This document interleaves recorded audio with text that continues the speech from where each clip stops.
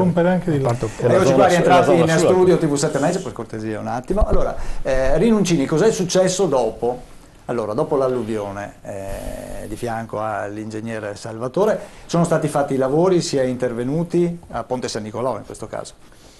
Devo dire che l'impegno da parte sia, intanto si è avuto un rapporto maggiore di conoscenza anche umana, poi no, dei tecnici, e una maggiore collaborazione. Perché? Perché fino al giorno prima probabilmente nessuno mai si era preoccupato di collaborare su questi temi, questo tanto per essere molto sinceri e chiari. Dal giorno dopo Genere Civile, Consorzio, amministrazioni comunali e durante l'emergenza la prefettura, di fatto è diventata, oltre alle associazioni di categoria, cioè ognuno per il proprio punto di vista che era importante per non tralasciare i comitati, devo dire, parlo almeno per quello di Ponte San Nicolò, visto che parliamo di Ponte San Nicolò, molto collaborativo e sempre perché dovevano risolvere il problema. Però per tornare ai lavori, devo dire, un impegno da parte del Genio, i lavori sono subito immediati anche del consorzio, perché il tema vero è che se Casalserugo e Bovolenta sono andati sotto è perché gli argini consorziali sono poi ceduti perché l'acqua andava contro pendenza, nel momento in cui non ce l'hanno più fatta, hanno rotto, e di conseguenza poi sono state legate le comunità di Casalserugo e di Bovolenta. Ma tutt'oggi noi per esempio abbiamo concluso qualche giorno fa, per dire poi come i tempi sono molto lunghi, abbiamo concluso un ponte, il ponte su via Giotta, via Gruato, ai confini proprio Casalserugo e Bovolenta, dove avete visto le immagini che c'erano quelle mucche, alcune vive, qualcuna morta. Lì proprio in questi giorni stiamo concludendo i lavori di rifacimento del ponte, perché è stato, durante la notte l'acqua ha premuto molto forte sul ponte che è datato, ma il tema vero e il più importante è che sotto abbiamo fatto un bypass per aumentare la portata del canale maestro nei momenti invece delle famose bombe d'acqua, ovvero quando si è in sofferenza con le acque consorziali interne, per trasportare, per liberare comunità di Ponte San Nicolò, parte di Casalserugo, parte di Albignasco e parte di Padova, perché lì drena anche Guizza, Pozzoveggiani, Salboro, e portare via maggior acqua possibile con le idrovore che erano proprio vicine alla rotta, e per esempio questo lavoro si è concluso per dire qualche settimana fa. Per restare nell'alveo del fiume invece, importante sicuramente la rotta, e altre parti vicine alla rotta sono state potenziate con dei diaframmi interni agli argini che hanno consolidato in maniera forte l'argine. Delle parti anche molto più a nord, dopo le chiuse di Volta Barozzo, dove abbiamo di fatto anche una densità abitativa altissima, perché ho 8.000-9.000 persone che abitano lì a Roncaglia, quindi vicino all'argine. Lì sono stati fatti ulteriori interventi, più anche una pulizia nell'alveo del fiume con rimozione di alcune alberature importanti che effettivamente possono creare durante le piene, limitano il deflusso delle acque e portandole via aumentano anche la portata stessa del fiume. E so che sono in previsione alcuni già finanziati, altri ormai insomma con le varie ordinanze che sono succedute, altri 6 interventi nell'asta, sempre io parlo Ponte San Nicolò, Casalserugo, Polverara, Bovolenta, perché insomma è un'asta che qui non è che dobbiamo guardare il territorio, ma stiamo lavorando di squadra per portare a casa il maggior risultato possibile. Ricordo sempre ai comuni della Saccisica, parlo perché, cioè, quindi del Piovese per esempio, che gli interventi sul Bacchiglione poi portano beneficio a tutta la Saccisica. Ricordavo proprio sabato scorso che sono venuti gli amici del Comitato Brenta Sicuro, che un importante intervento su una chiavica che c'è proprio lì tra Ponte San Nicolò e Polverara, vicino perché è del territorio il canale Fiumicello. Quella per esempio dà molta più sicurezza, aver fatto questo intervento, a tutto il Piovese, perché nel momento in cui avesse ceduto quel punto lì, tramite il Fiumicello le acque entrano, come piove di sacco, nell'arco di pochissime ore. Quindi ecco, degli interventi che magari i cittadini non si rendono conto, poi hanno un beneficio anche se i chilometri di distanza dal fiume sono tantissimi. Ingegnere Salvatore, i bacini di laminazione non sono sufficienti? Per quantità di acqua da contenere sicuramente non arrivano alla sufficienza, però bisogna pensare che per realizzare questi bacini si sta chiedendo un grosso sacrificio in termini di territorio, soprattutto l'agricoltura eccetera, ma non bisogna pensarli come già dicevo prima, come opere a sé stanti, cioè sono ulteriori interventi che servono per una gestione unitaria di tutta la materia. Prima lei mi ha chiesto se aveva detto bene la dizione dell'ufficio in cui lavoro, certo. Sezione bacino idrografico Brenta Bacchiglione, sezione di Padova. Questo fa parte, che sarebbe l'ex genio civile in altre parole. Questo fa parte di una riorganizzazione degli uffici tecnici della Regione che ha inteso interpretare appunto da un punto di vista soprattutto idraulico la riorganizzazione, cioè un'attenzione all'intero bacino, e quindi c'è il bacino Adige-Po, c'è il bacino Brenta Bacchiglione, c'è il bacino Livenza, eccetera. Questo è già un approccio diverso, io direi culturalmente diverso, forse in ritardo per carità come le opere che stiamo realizzando, però almeno ci stiamo attrezzando. Questo potrebbe dare una visione unitaria dell'intero bacino e quindi, come ricordava il sindaco, opere che si fanno in territorio di Vicenza tornano utili ai territori che sono più a valle. Il comprensorio di Padova, l'ex genio civile di Padova, ha da gestire circa 1000 chilometri di argini. Sono circa 550 km nel circondario di Este e altrettanti in quello di Padova. Quindi lo sforzo di mantenere e di gestire questi argini è duro, è difficile, e bisogna, come in periodo di crisi, dappertutto c'è crisi anche in questo. Comunque le opere che vengono realizzate... Con i lavori come siamo messi? Ecco, comunque stavo appunto intraprendendo questo discorso.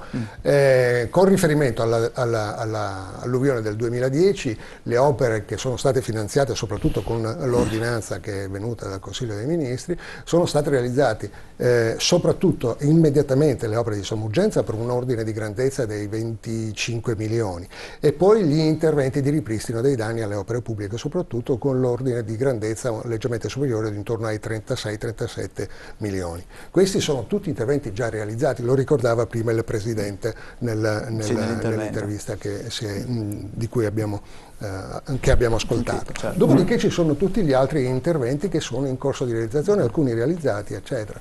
La Regione ha redatto un fascicolo che ho portato qui con me, in cui sono registrati tutti gli interventi realizzati, quelli in corso da allora sono terminati altri, e soprattutto quelli che servono ulteriormente a prevenzione. Con la storia, mi permetto questa digressione, ma dal 2010 ad oggi ne abbiamo avuto almeno una all'anno di alluvioni più o meno importanti. Il 2012 era paragonabile per livelli idrometrici uguali al 2010. Per fortuna non c'è stata un'ulteriore rotta, eccetera, ma il termine per fortuna ormai, come diceva qualcuno prima, stona, nel senso che non si può più parlare di fortuna o meno, bisogna veramente impegnarsi a gestire la cosa in maniera molto più condivisa.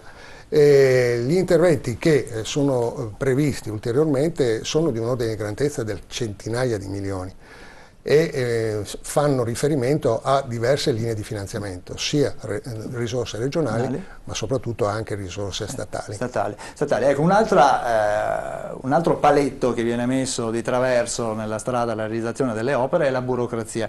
Adesso sentiamo un altro intervento di Zaia, ma anche del sindaco di Vicenza, Achille Variati, che era presente appunto alla presentazione dei lavori. Eccolo qua, la regia lo può proporre, ascoltiamolo.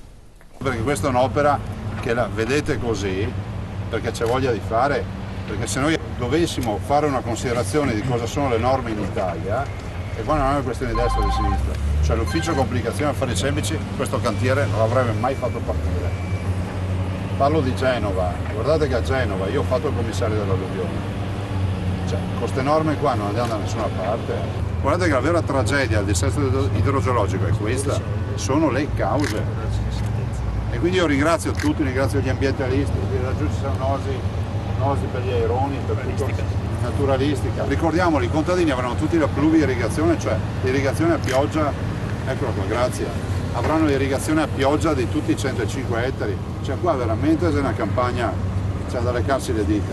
Io spero facciano orticole, facciano un'agricoltura anche nuova, no? Giovedì si inaugura Terra Madre, il mio amico Carlin Petrini inaugura Terra Madre, porterà 5.000 contadini da tutto il mondo e penso che questa, che è un'osi in un'osi, potrebbe diventare anche un modello per sperimentare nuova agricoltura, no? Starginatura, quindi i pollini non arriveranno, ne saranno gli OGM che ci mandano il polline, far robe innovative, no?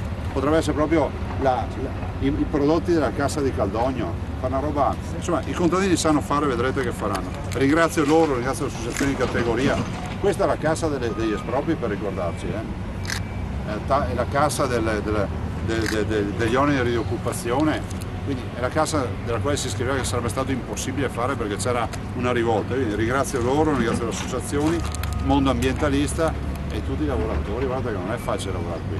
Questa è la politica del fare che piace molto anche a me, però c'è un però, e l'ha detto il Presidente Zaia, io lo confermo. Le normative sono assolutamente inadeguate per la messa in sicurezza dei nostri territori. Noi abbiamo problematiche a non finire, dai terrazzamenti di montagna e di collina alla pianura, cioè tutto l'assetto idrogeologico che è in crisi. Mancano quattrini, ma soprattutto abbiamo procedure dell'anteguerra impossibili. Qui servono i commissari straordinari con pieni poteri e con controlli evidentemente pieni sulla loro onestà, ci mancherebbe altro, ma serve una politica del fare spinta. Questo lo deve capire il governo, altrimenti le tragedie purtroppo di Genova si ripeteranno. Tengano presente che i 3.800.000 metri cubi d'acqua che qui saranno alloggiati al bisogno, 1 milione di metri cubi d'acqua sul Diaz ormai deciso, e i lavori spero partiranno, mi pare che il finanziamento dovrebbe arrivare a fine anno. 18 milioni di euro. 18 milioni di euro, però coprono la metà circa del fabbisogno della terra vicentina e dell'asta, perché qui non è che si metta in sicurezza la città, si mette in sicurezza un'intera asta fino al mare, no? Allora, servono quattrini e servono procedure. Eccoci rientrati in studio. Professor Casen, quattrini e procedure. Ha sentito poi, in questo caso qui, cosa dice? Allora, bisogna cambiare i burocrati, non le regole. Perché se il mio burocrate, e ne ho contezza in tutta Italia, io ho anche una casa a Prizzi, 18 km da Corleone, no?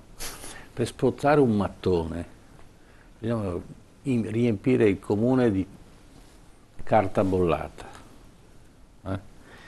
Ma non è che la legge impedisca di farlo, è il tempo di esecuzione della legge che ci mettono i burocrati, per cui non ti danno un servizio, ti creano un intoppo, lo creano apposta, perché la legge va interpretata. Allora, parlavo l'altro giorno con un architetto che lavora in Austria. C'è da costruire una casa in un determinato appezzamento, si fa una riunione sul posto, si stabiliscono quei picchetti dove va fatta, si stabiliscono se i confinanti seduta stante lì intendono protestare o no, dopodiché non ho più titolo per protestare, dopodiché quella casa, secondo il progetto, va fatta, ma immediatamente vengono contestualmente. Il comune va e dà il servizio, dà la possibilità di costruire. Finito? Provate qui.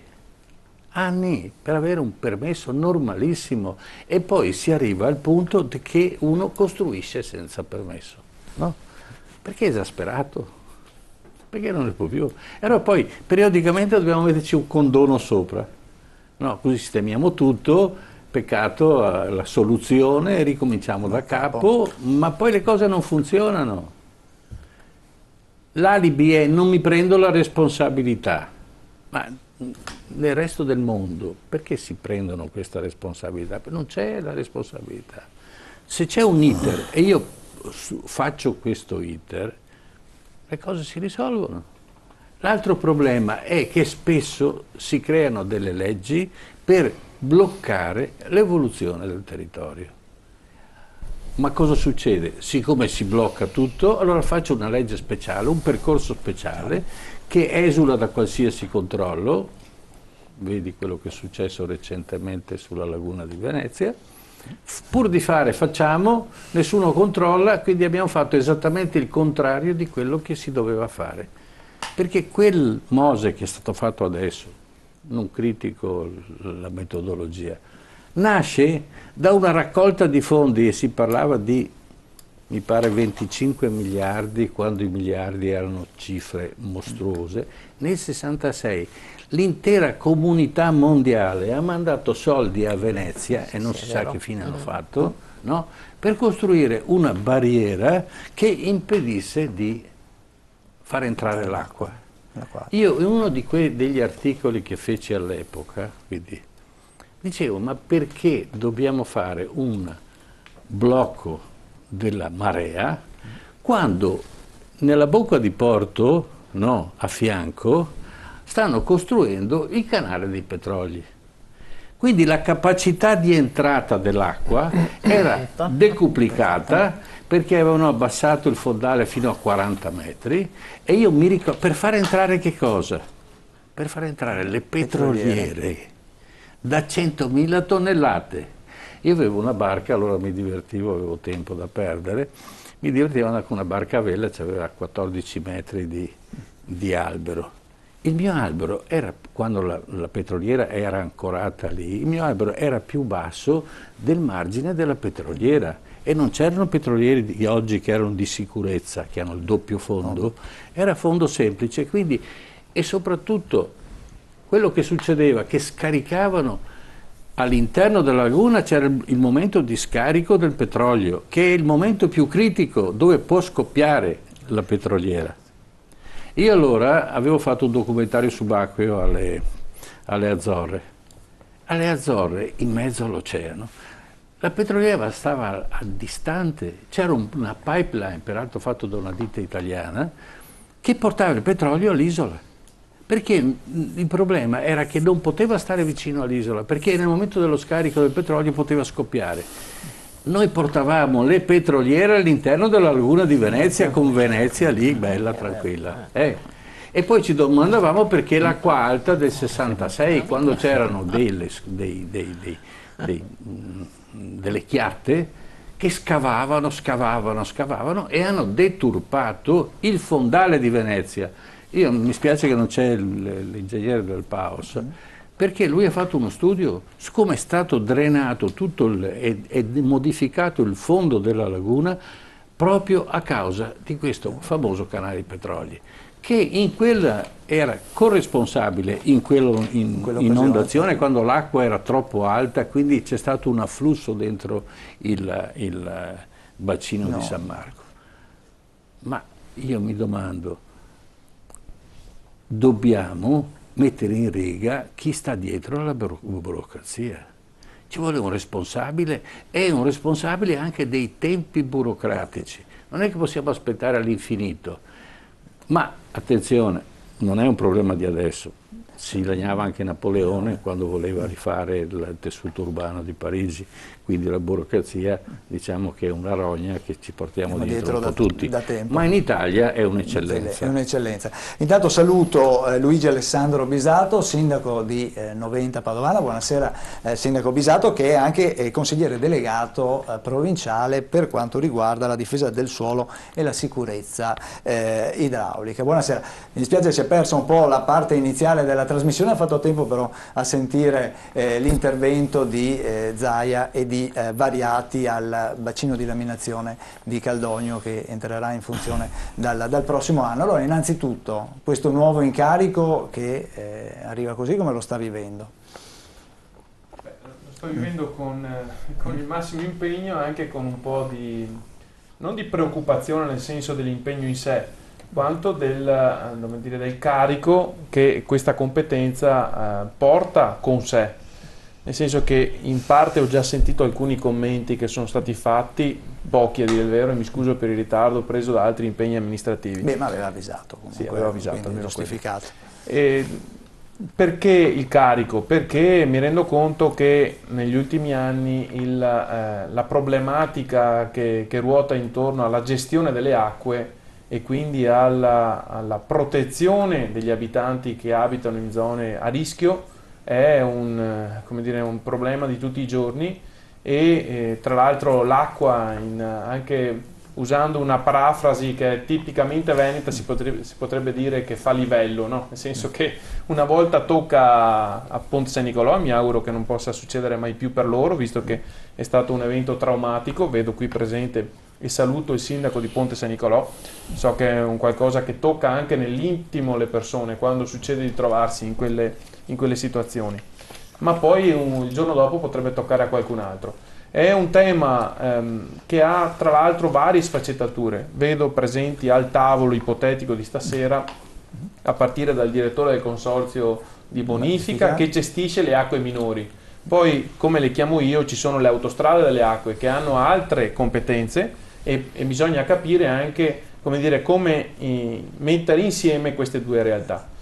Io ho passato un periodo che loro sono anche al rinnovo, i consorzi di bonifica sono al rinnovo del quadro dirigente, quindi io non voglio entrare a piedi uniti in una realtà che va vissuta nella sua interezza, e quindi passato questo mese, dopo la prima decina di dicembre, a quadri dirigenti nuovi, mi prenderò la briga di convocarli tutti al tavolo, di fare quello che in questo momento la provincia ha solo come scopo principale, che è quello di coordinare il lavoro rispetto a competenze che hanno altri, perché se volessimo guardare bene, così chiudo un po' un ragionamento iniziale, la provincia ha la semplice difesa del suolo, semplice, termine tra virgolette, quando attiene a movimenti franosi, quindi ipoteticamente sui colli. Nulla avrebbe a che vedere con la gestione delle acque in pianura. Però è del tutto scontato che invece competenze ce ne sono, e a bizzeffe, perché se è successo in questi anni qualcosa o non è successo, lo si deve secondo me anche a una frammentarietà di competenze che non riescono a trovare un filone unico di condotta. Ecco, su questo bisogna chiaramente lavorare, probabilmente è già stato ricordato, ma ho modo di dirlo anch'io. Fra una settimana, a Noventa ad esempio, si va a commemorare, ma a termine commemorare forse improprio, a partire da un ricordo per tracciare il futuro, se è possibile, su un argine del Piovego che ha visto nel 1966, quindi 48 anni fa, la rotta di questo canale, con l'esondazione di tutte le acque del Piovego fino alla bassa padovana, fino al Piovese. Certo. Quello è sintomatico perché, e vado a chiudere, il Piovego in sé ha una portata che riesce a fare da scolmatore del Bacchiglione con le acque che arrivano dal Vicentino, ma noi sappiamo che c'è un'idea di fondo, che è quella ad esempio del completamento dell'idrovia, che porterebbe a scolmare 10 volte tanto l'acqua che riesce a drenare il Piovego, quindi è fondamentale che su questo argomento dopo ci ragioniamo anche sul completamento dell'idrovia Padova-Venezia. Invece volevo tornare a coinvolgere Francesco Veronese, direttore del consorzio di bonifica Bacchiglione. Voi in questi anni come vi siete mossi? Tra l'altro state facendo anche delle opere anche in questo periodo qua, no? Ci sono dei lavori prima di tutto, come già un po' è venuto fuori, bisogna sempre avere le idee chiare sulla differenza fra i fiumi, le autostrade delle acque e la rete interna compresa fra i fiumi. Il Consorzio di Bonifica si occupa di questa rete. L'alluvione c'ha, oltre a tutto il resto, le immagini che vediamo di quella rotta vicino alla discarica di Ponte San Nicolò, invaso prima di tutto, lo dico sempre, l'impianto del consorzio. Quella casetta gialla è la cabina di comando con trasformatori e quadri elettrici, delle pompe, ogni tanto si vedevano quelle tubazioni. Quindi il consorzio agisce all'interno dei fiumi. L'alluvione del 2010 ha provocato tantissimi danni a tutti i cittadini, terreni in proprietà e abitazioni, ma anche alle opere che sono canali e impianti in gestione del consorzio. Per cui il consorzio è intervenuto subito con degli interventi, e in quel momento lì sapete com'è, quando si interviene con interventi di somma urgenza bisogna partire subito e non si sa se vengono finanziati. Il consorzio si finanzia con i contributi che vengono chiesti a tutti i proprietari dei terreni fabbricati. L'amministrazione mi ha detto: direttore, si fa quel che serve, e servivano 2.700.000 euro, questo serviva. e si è partiti, e di questi 2.700.000 euro siamo rientrati con 2.400.000 che ci ha dato con i fondi dell'ordinanza del Presidente del Consiglio dei Ministri, mentre per altri 300.000 euro un po' anche qua le carte si sono incagliate, per cui i consorziati di Ponte San Nicolò e del Serugo Enta hanno 300.000 euro che hanno pagato loro per queste opere, che sono state il ripristino di 2 arginature, 2 canali, il Mediano e il Maestro, e l'impianto di Bovolenta di Ponte San Nicolò, che è l'impianto che si chiama del Maestro. Oltre a questi interventi fatti in questo regime qua e ultimati per i canali nel giro di 15 giorni e per quanto riguarda gli impianti nel giro di 3 mesi, perché questo è stato il tempo per ripristinare completamente, perché vuol dire se veniva un'altra pioggia forte non era più l'alluvione del fiume, ma era l'allagamento dalle acque che non venivano espulse dagli impianti, per cui la preoccupazione era grossissima.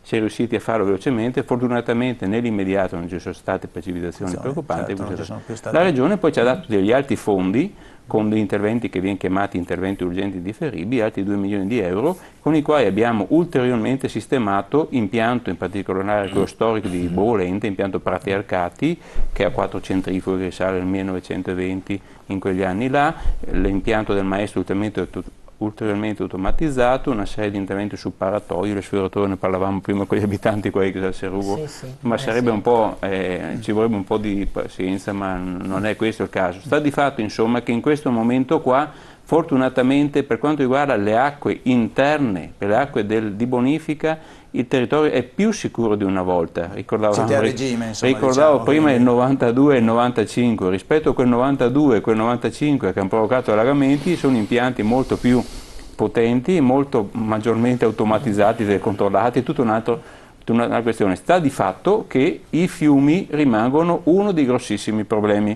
perché giustamente, fortunatamente, si è partiti dopo quell'evento del 2010 a dire a CP che i fiumi ci sono e bisogna incominciare a investire. Prima erano dello Stato, sono stati passati da qualche anno, in quegli anni erano stati passati alla Regione, però i fondi non ce n'erano o ce n'erano pochi e si è partiti molto ovviamente anche col piede giusto. E bisogna ricordarlo, sono perfettamente d'accordo, che non è assolutamente sufficiente quello che si sta facendo, non perché non vada bene, ma perché c'è bisogno di molto di più, bisogna avere più capacità di trattenuta delle acque a monte e poi bisogna fare quello che anche noi come consorzio appoggiamo.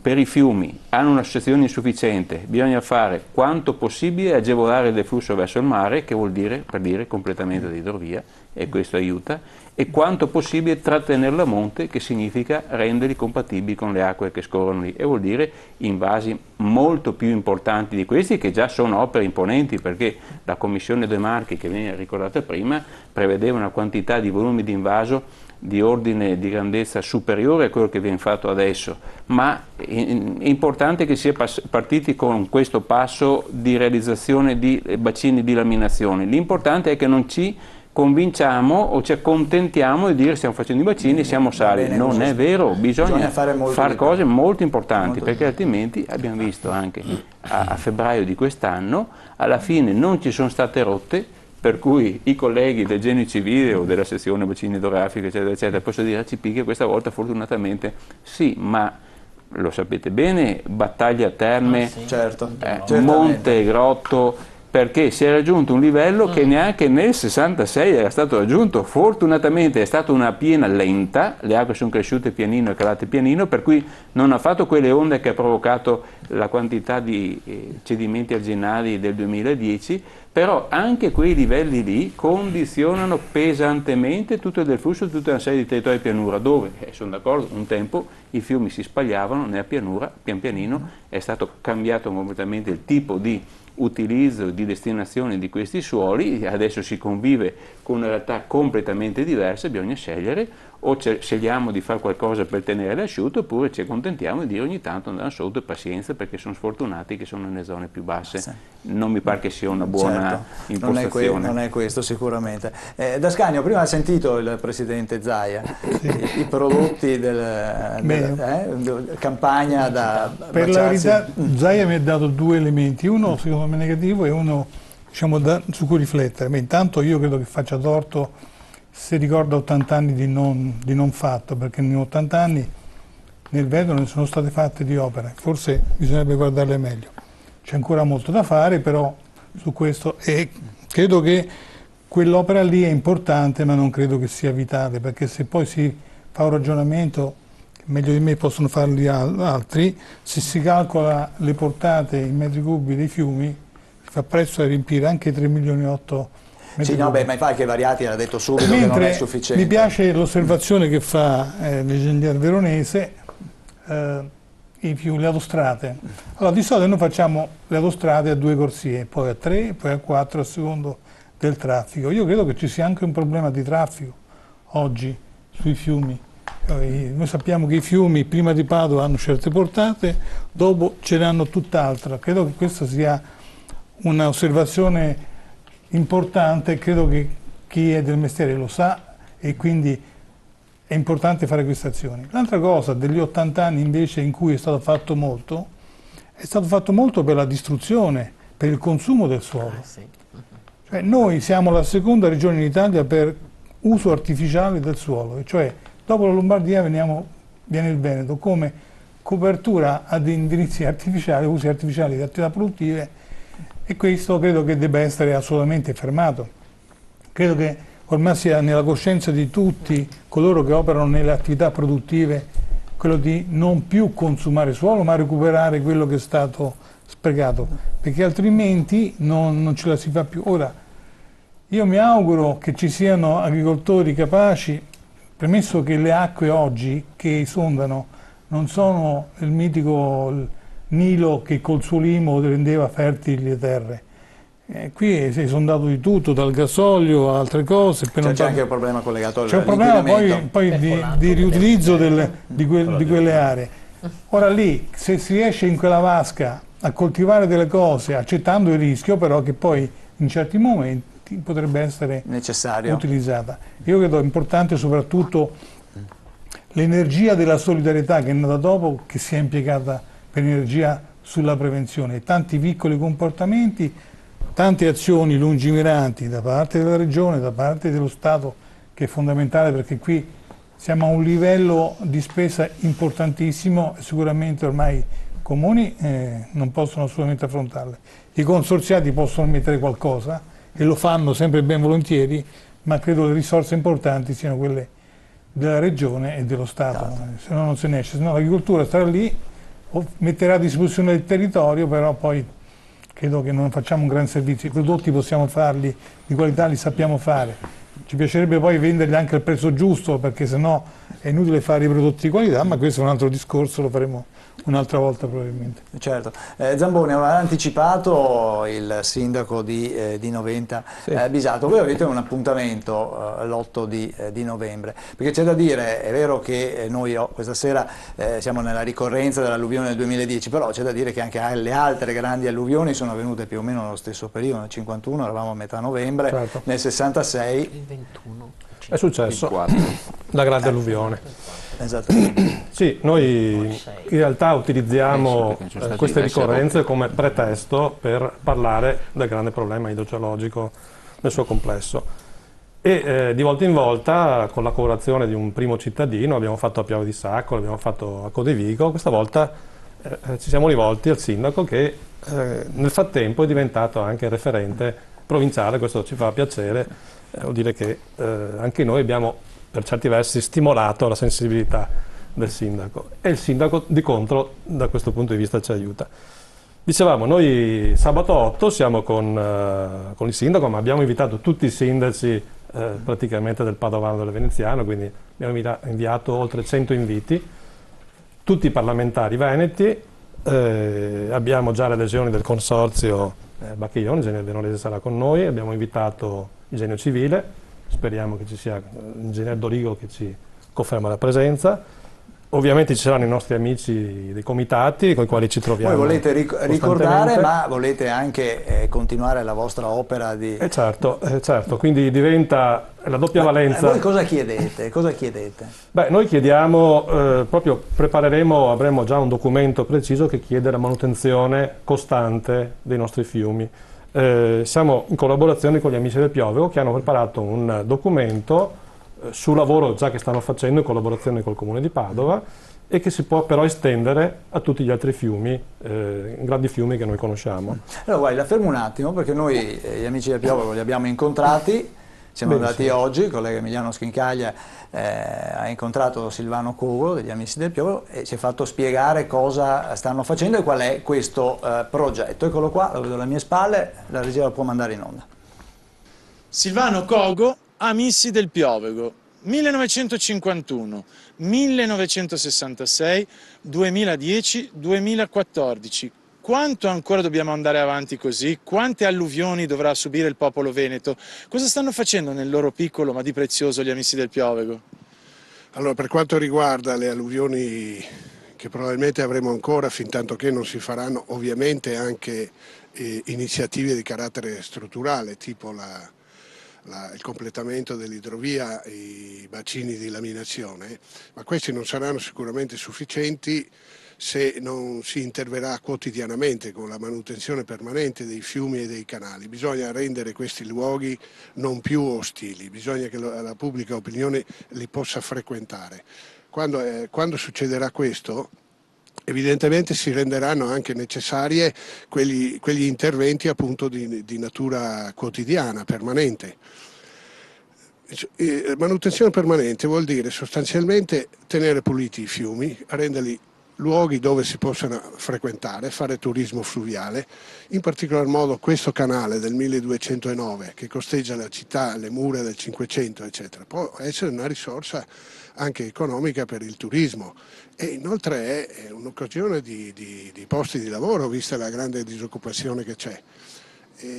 Questi sono interventi ad alta intensità di manodopera e poco capitale, ma lo stesso nei fiumi vanno tolti gli alberi, va favorito il deflusso delle acque normalmente, non possono essere luoghi abbandonati e che la gente li percepisce solamente come ostili. Questo non toglie che sicuramente vadano fatte anche le grandi infrastrutture, ma anche queste vanno controllate, nel senso che noi non possiamo ripetere situazioni analoghe a quelle del Mose. Perché questo non succeda, bisogna che le comunità locali siano coinvolte in queste attività, che conoscano, che ci sia trasparenza, che conoscano quali sono i progetti, che partecipino, che guardino i lavori. E ripeto, lavori devono essere, vista la disoccupazione ad alta intensità di manodopera, la tecnologia solo se indispensabile. Questo è necessario fare. I fiumi, i canali devono diventare nostri amici. Il nostro progetto, che ha preso avvio l'8 di settembre con questa amministrazione,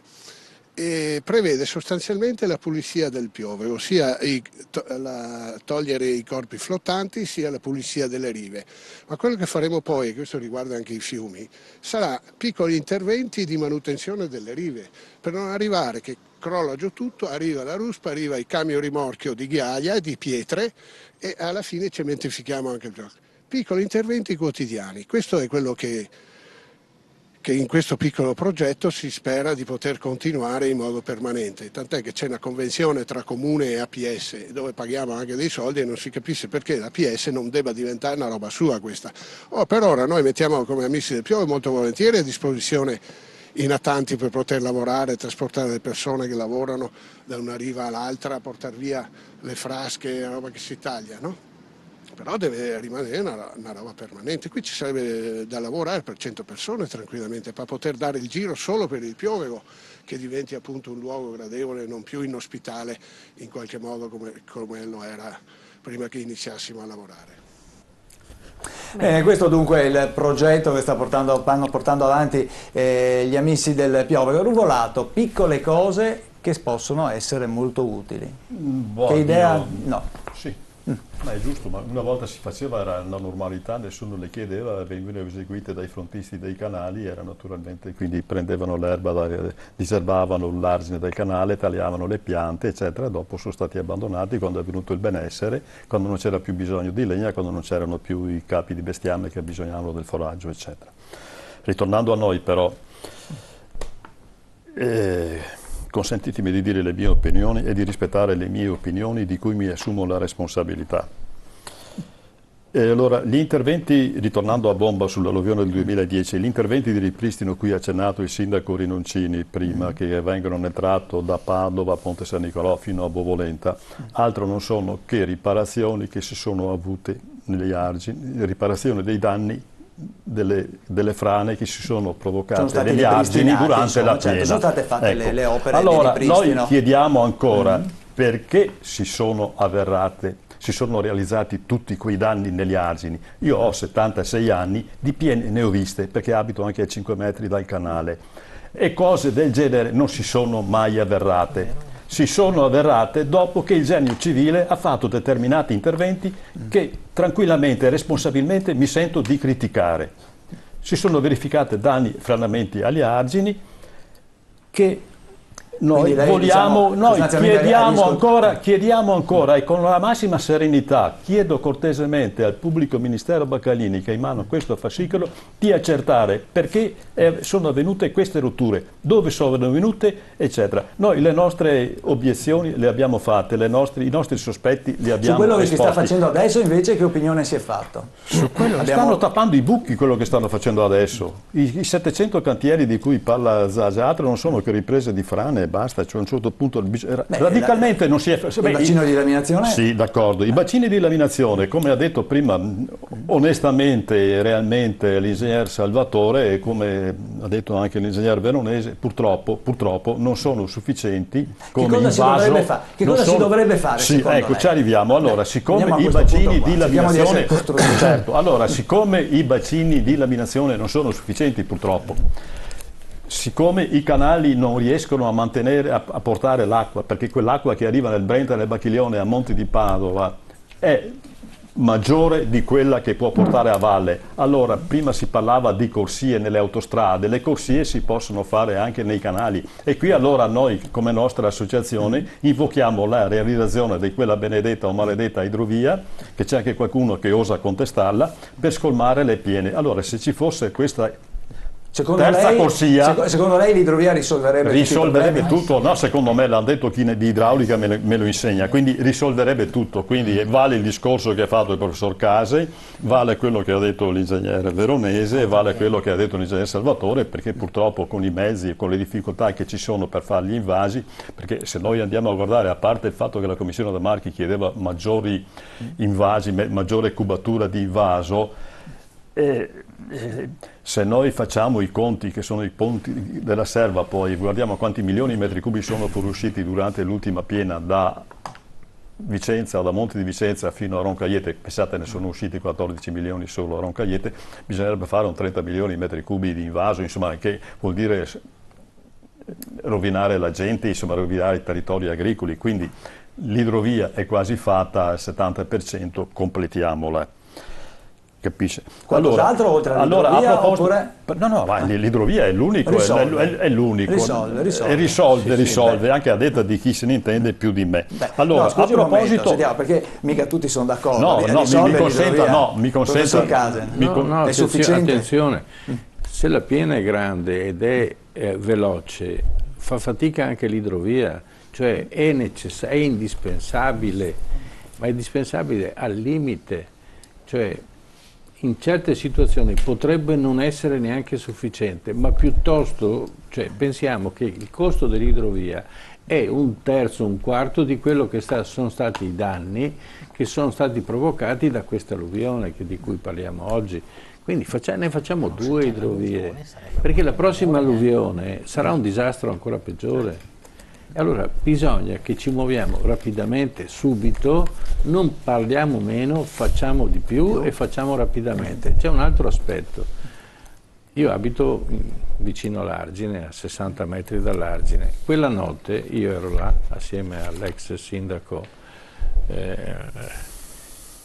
che guardavamo che l'Argine c'era una sorta di fontanazzo, che era un getto di acqua di 30 centimetri che andava a finire dentro la raccolta dell'acqua della strada, che poi se la portava via per altra... Io in quel momento pensavo che poteva succedere che l'Argine cedeva e avrebbe ceduto se fosse continuata la piena. A parte questo, in questo momento io mi sono appassionato a questo Argine perché mi sta vicino e quindi mi preoccupa un poco. Io sono convinto, perché ci ho fatto le misure, che si è abbassato di 10 centimetri, perché si è gonfiato di acqua e si è abbassato, e lo si vede anche dall'asfalto, ma soprattutto sui lati della strada che corre sopra l'argine. L'argine di fronte è ancora peggio, si è abbassato ancora di più, addirittura ci sono degli abbassamenti che sono pericolosi anche per la viabilità. Cioè ci troviamo di fronte a delle problematiche che poi non riusciamo ad affrontare immediatamente dopo. Si dimenticano, si parte con le carte, ci sono i burocrati che fermano, poi c'è tutta una serie di cose, poi naturalmente ci sono altri problemi che sembrano più urgenti, no? Ma al momento in cui avviene l'alluvione succede un disastro. Allora, noi andiamo in cerca di cosa, perché e come. Andiamo a vedere perché in 70 anni non si è fatto quasi nulla, e poi all'ultimo momento ci sono delle emergenze, ci arrabbiamo, facciamo, poi critichiamo, eccetera. Bisogna che da domani mattina ci mettiamo a sistemare, a controllare gli argini. Io ho un nipote che ha fatto ingegneria idraulica, lavorava con Dal Paos, poi se n'è andato perché non c'era da impegnarlo, è andato in Inghilterra, è stato assunto da una multinazionale ed è uno dei capi delle multinazionali, quindi abbiamo perso un cervello che qui poteva essere utile a risolvere. E assieme al professor Dal Paos e tutti gli altri che sono pratici di queste cose, i consorzi eccetera, queste cose sarebbero state risolte. Perché non sono state risolte? E perché indugiamo ancora per colpa della burocrazia? Perché qui tutti hanno voglia di fare, poi quando vai in ufficio trovi quello che mette la sua catasta di roba là, deve fare il suo percorso burocratico e intanto avviene un'altra alluvione. Non è possibile. Ma qualche volta è anche volontà politica, comunque. Sì, la burocrazia è volontà politica, certo. Ma io vorrei l'ingegnere Salvatore, poi andiamo in pubblicità e dopo torniamo. Prego. Io vorrei approfittare però di quello che ho ascoltato fino adesso, perché intanto perché non ne usciamo tanto bene, la cosa mi dà un po', ma vorrei fare un discorso. Io provengo dalla protezione civile. In protezione civile si cerca di fare soprattutto prevenzione, dopodiché nel concetto fino a pochi anni fa di protezione civile c'era solo quello dell'intervento in emergenza. Noi italiani siamo abituati un po' a pensare in questa maniera, cioè prima facciamo scappare i buoi, dopodiché interveniamo. Ma questo è un difetto non solo in idraulica, un po' dappertutto. Credo che nessuno si possa tirar fuori da questo stereotipo. I discorsi che fa il professore li condivido in pieno. C'è però da fare delle riflessioni su quello che è l'Italia che è cambiata. Io non vorrei fare filosofia, però alla fine è da lì che bisogna partire. Sì, i bacini non sono sufficienti, perché non si può devastare il territorio e sacrificare ulteriore territorio più di quello che abbiamo fatto fino adesso per realizzare dei bacini che poi serviranno. Ma i bacini servono.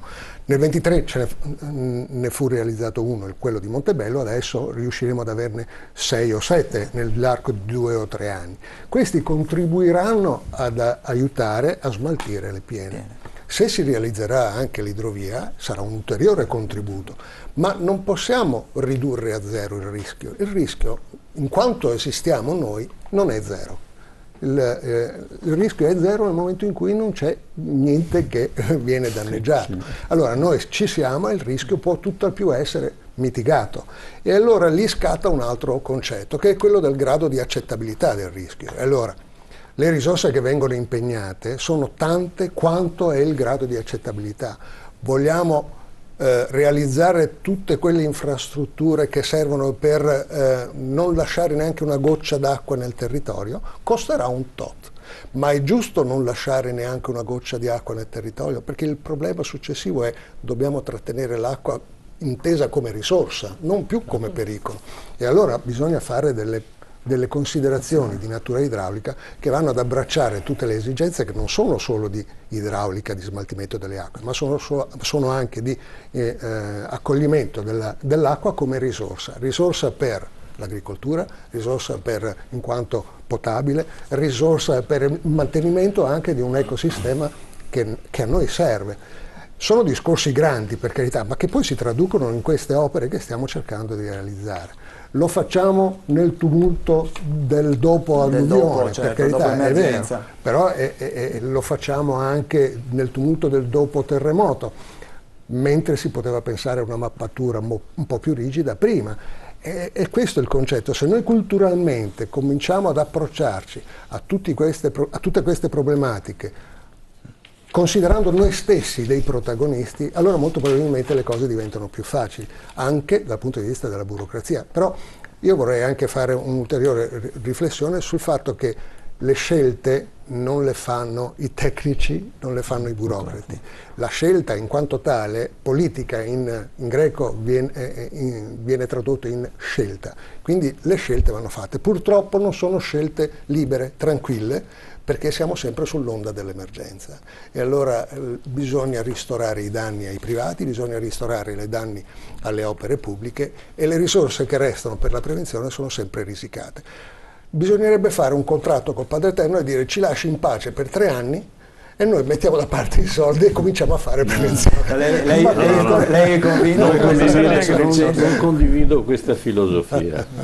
Lasciamo stare il Padre Eterno perché aiutati che era ovviamente una battuta. Accetto la battuta. Una forzatura. Ma non la condivido. Aiutati che il cielo ti aiuta, forse è una... Perdoni se la interrompo, prego. Faccio solo l'esempio. Sono un pendolare, quindi mi reco in ufficio per le strade del Veneto, eccetera, e noto con piacere che alcuni rivieraschi eccetera cominciano a sfalciare il fossato che c'è davanti a casetta eccetera. Certo. A volte però vedo che è sfalciato questo tratto e il vicino non ha fatto, quindi lo sforzo di questo signore si perde nel nulla se il vicino non fa altrettanto. Allora se riusciamo a superare questo e se non aspettiamo che sia il comune a dover fare lo sfalcio davanti a casa degli altri, molto probabilmente non ci arriveremo mai. Ma se cominciamo a fare questo, non per niente l'opera del genere civile è quella anche di coinvolgere la gente, oltre allo sforzo. Tutte queste come si dice, ferite nelle arginature eccetera, il genere civile le conosce, noi conosciamo i punti deboli dei nostri argini e quando c'è l'evento di piena eccetera usciamo a vedere soprattutto prima di tutto quei punti che noi conosciamo, dopodiché sono gli altri 1000 chilometri da tenere, ma noi sappiamo quali sono i punti deboli, dopodiché si fa i conti con le risorse disponibili. Ci sono. Ecco, lei ha detto una cosa che è investimento proporzionato al rischio. Io invece ragionerei in un'altra maniera, l'investimento proporzionato al danno che potrebbe provocare un'eventuale esondazione. Infatti io parlavo di grado di accettabilità del rischio, cioè quanto sono disposto i veneziani sanno che con le maree vanno sott'acqua, quanto sono disposti ad andare sott'acqua? 10 volte all'anno, una volta all'anno, grado di accettabilità del rischio. Perché le risorse non sono infinite e allora dobbiamo stabilire fino a dove possiamo arrivare. No, io sarei di un altro avviso. Si vede che è a contatto con i cioè politici, quello di ha sopito qualcosa dai politici capire perché non solo non si è fatto fino adesso, ma si è peggiorato il territorio, quindi si è speso in forma contraria a quello che si doveva fare, perché di fronte a certe opere non sono state fermate e perché un danno ingente toglie risorse a un'eventuale ristrutturazione del territorio.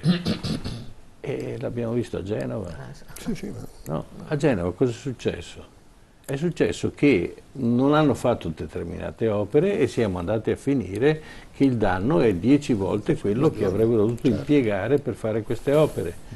Con tutto quello, quindi bisogna che in tempo reale, come se fosse un'azienda privata, un privato se ha il tetto che crolla, lo aggiusta e non può star lì a aspettare che allora arrivi, vedremo, poi metto da parte chissà quando.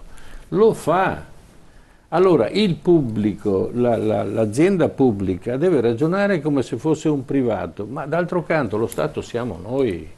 perché abbiamo questa idea dello Stato che sia un ente al di sopra, una sovrannaturale, che sta sopra e che pensa lui a tutto quello che dobbiamo fare. Lo Stato siamo noi, con la nostra organizzazione, con la nostra burocrazia, con la nostra capacità di fare, va bene, e che deve avere i tempi reali come hanno i tempi reali le altre aziende private, che le cose o funzionano o non funzionano e lo devono chiudere le aziende. Non è che possono ogni volta andare dal cittadino e dire ho bisogno di soldi, è là che e ti cavo via i soldi. No? E poi dove vanno a finire? Da nessuna parte, perché restano impastati dentro questa burocrazia che è fatta apposta per non fare le cose. Questo è il problema. Non possiamo dire rischio se vale la pena, investimento in base al rischio. Cominciamo a fare. E poi è chiaro che la perfezione non è di questo mondo, però diciamo che il 90% della responsabilità di questo è aver fatto male, non controllare il territorio, perché non abbiamo più controllato i fiumi da decenni, la pulizia dei fiumi non c'è più e quindi è logico che il fondo cresce, è logico che in fianco ai fiumi crescono, dentro i fiumi crescono alberi e questi impediscono il deflusso delle acque. Tutte queste cose si sommano, piccole gocce che alla fine fanno l'inondazione. E io non posso prendermela perché è successo, io me la prendo di più per quelli che per 70 anni non hanno fatto niente. Questi sono i veri colpevoli. Ma in Italia, siccome uno non ha fatto niente, allora non è colpevole, invece non è così. Per chiudere solo per dare una notizia sull'idrovia, la Giunta nel giugno di quest'anno ha avviato le procedure per fare il progetto preliminare per l'idrovia, non solo in quanto idrovia, ma anche da considerarlo, dice la Giunta, con funzione anche di scolmatore del fiume Brenta per l'avvio delle piene. No, scusate, intervengo io adesso perché ho delle cose da dire. Certo. Allora, prima di tutto vi dico, e non accetto molto il discorso dell'ingegnere, perché l'ingegnere non ha patito mai nessuna alluvione. Quando è successo a Genova, io non sono una che si emoziona con facilità, però nel momento stesso che ho visto ciò che ci hanno mostrato, è sgorgato da dentro del mio corpo, dal mio cuore forse, non vi dico che situazione, che pianto convulso che mi è venuto.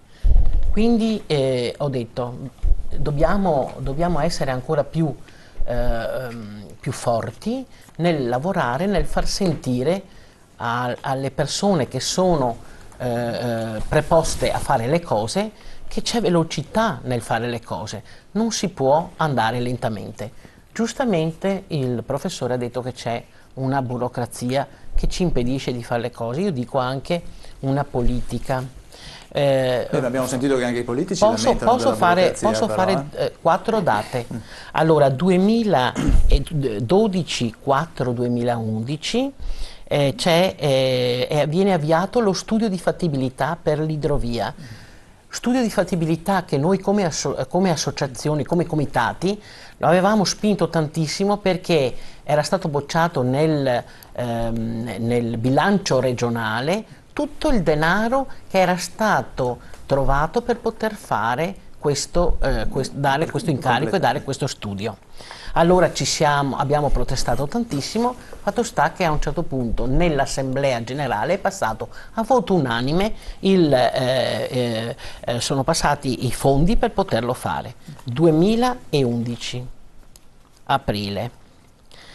Siamo in aprile del 2013 e in settembre del 2012 lo studio era concluso.